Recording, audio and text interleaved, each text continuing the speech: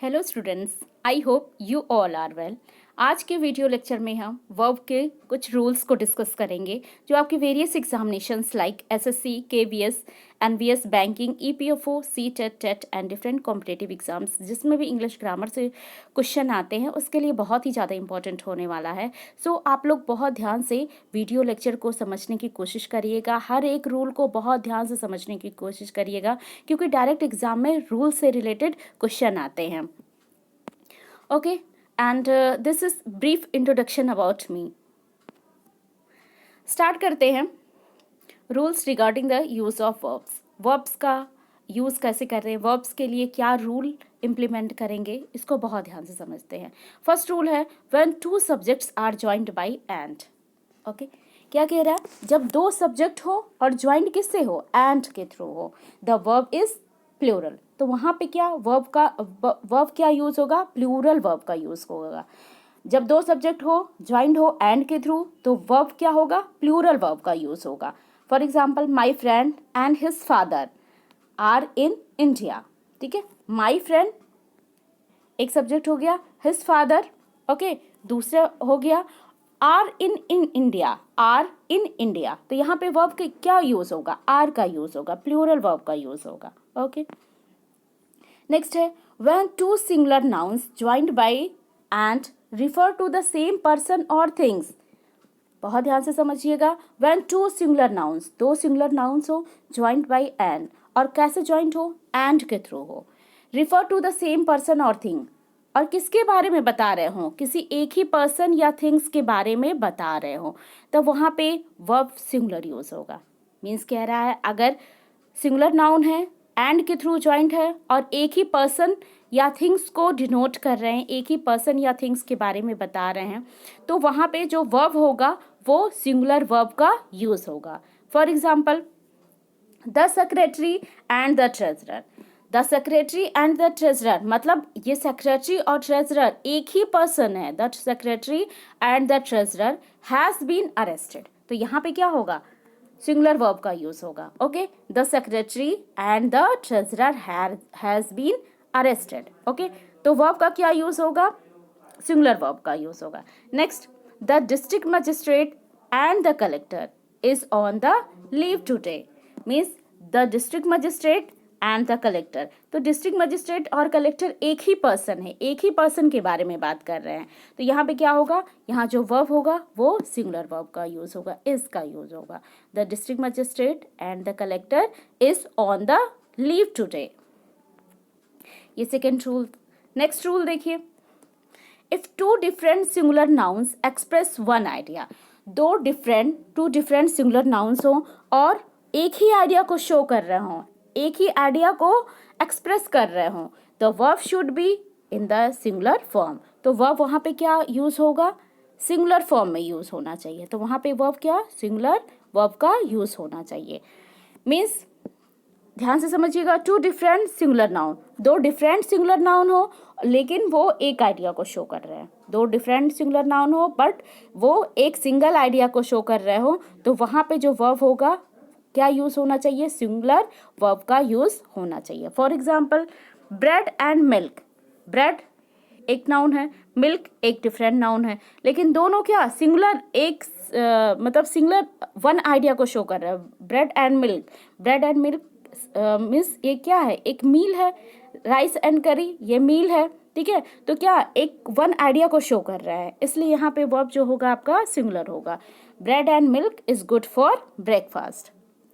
Okay, तो bread and milk को combined करके एक हम डिश को शो करते हैं। ओके, तो यहाँ पे इसका यूज होगा, मीन सिंगुलर वर्ब का यूज होगा।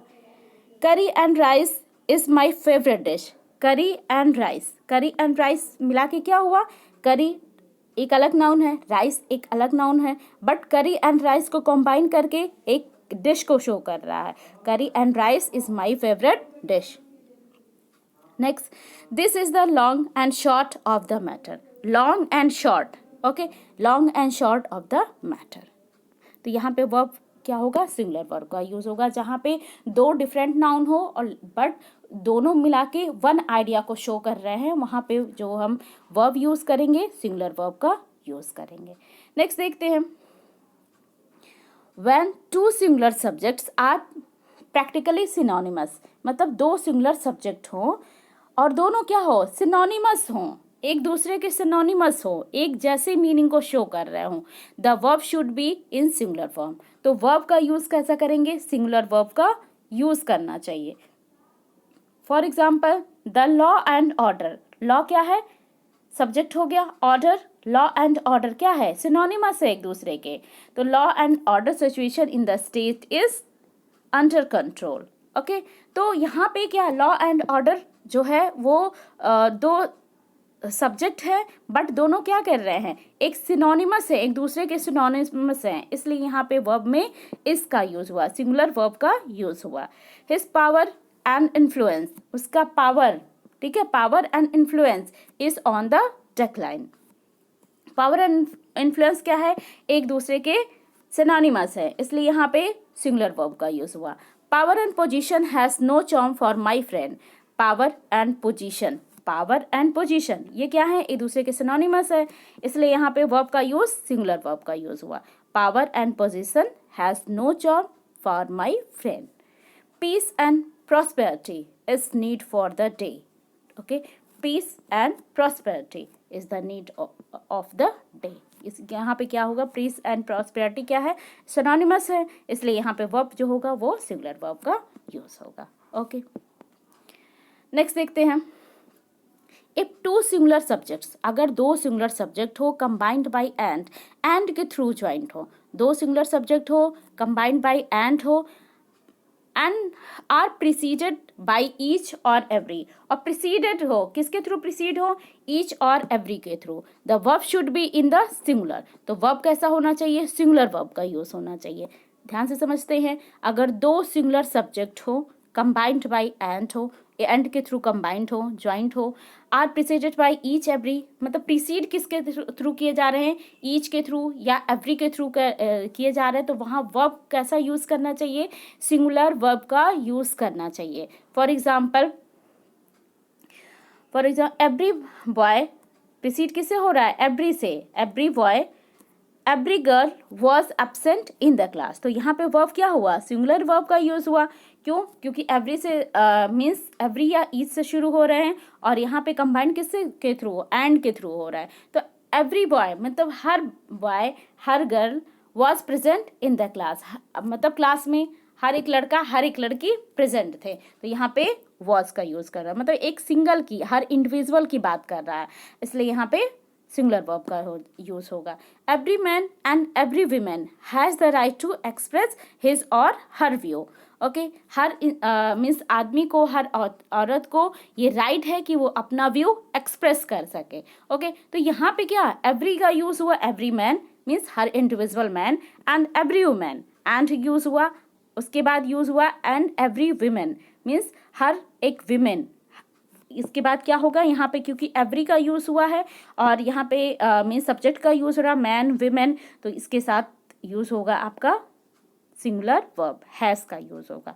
Every man and every women has the right to express his और her view. Okay, I hope आज का लेक्चर छोटा सा था बट आप लोगों को समझ में आया होगा। ये बहुत इंपॉर्टेंट सारे रूल्स हैं, इस रूल को एक दो बार बिल्कुल आप लोग ध्यान से पढ़िएगा।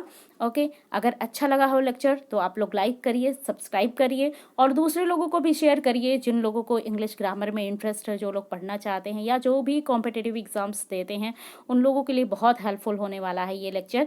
सो खुद भी पढ़िए, दूसरों को पढ़ाइए, आप लोग घर पे रहिए, सुरक्षित रहिए, stay home, stay safe, thank you and have a good day, thank you.